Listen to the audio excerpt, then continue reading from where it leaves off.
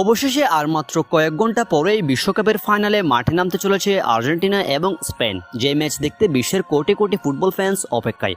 দর্শক, কেননা 2026 বিশ্বকাপের সেরা হাই ভোল্টেজ ম্যাচ এটা।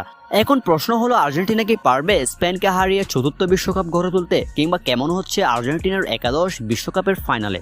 চলুন আমরা এক নজরে সেটা দেখে নিই। আর্জেন্টিনার সম্ভাব্য একাদশ কেমন হচ্ছে বিশ্বকাপের ফাইনাল ম্যাচে।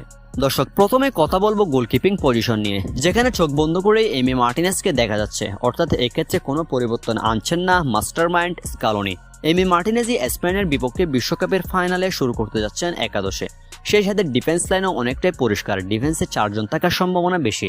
তারা হলো Nahuel Molina, Nicolas Tagliafico, Lisandro Martinez এবং ক্রিস্টিয়ান রোমেরো। অর্থাৎ গত ম্যাচের মতো ডিফেন্স লাইন থাকার সম্ভাবনায় বেশি স্পেনের বিপক্ষে ফাইনালে।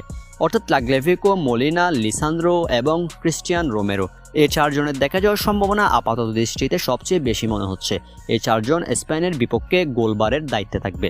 অন্যদিকে স্পেনের বিপক্ষে 4 জন মিডফিল্ডার নামাতে পারেন স্কালোনি, যে 4 জন হতে পারেন Enzo Fernandez, Leandro Paredes, Giuliano Simeone এবং অ্যালেক্সিস ম্যাকালিস্টার। এই 4 জনের দেখা যাওয়ার সম্ভাবনা বেশি, যেখানে জুলিয়ানো সিমিওনে ডিফেন্সিভলি দলকে হেল্প করতে পারেন, যে কারণে স্পেনের বিপক্ষে তাকে শুরু থেকে দেখা যাওয়ার সম্ভাবনা বেশি বিভিন্ন গণমাধ্যমের মধ্যে। অর্থাৎ মিডফিল্ডে Giuliano Simeone, Enzo Fernandez, Paredes এবং ম্যাকালিস্টার, এই 4 জন থাকবেন। সেই সাথে ফরওয়ার্ড লাইনে যে 2 জন থাকবেন তারা হলো লিওনেল মেসি এবং জুলিয়ান আলভারেজ। তবে এক্ষেত্রে একটা কিন্তু আছে, সেই কিন্তুটা হলো লিওনেল স্কালোনি জুলিয়ান আলভারেজের পরিবর্তে কিন্তু লাউতারোকেও সুযোগ দিতে পারেন। অর্থাৎ এটা এখনো নিশ্চিত করে কেউ বলতে পারবে না আলভারেজ নাকি লাউতারো কে শুরু করতে চলেছে স্পেনের বিপক্ষে। এখন সেটা সম্পূর্ণভাবে স্কালোনির সিদ্ধান্তের উপর নির্ভর করছে। অর্থাৎ আক্রমণভাগে মেসির সাথে আলভারেজ অথবা লাউতারো, এই 2 তারকার মধ্যে যে কোনো একজন থাকতে চলেছেন।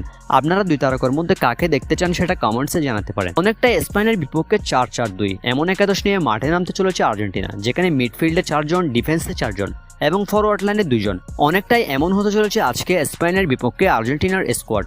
দর্শক, আপনার কি মনে হয় শেষ পর্যন্ত কোন দল চ্যাম্পিয়ন হবে, আর্জেন্টিনা নাকি স্পেন?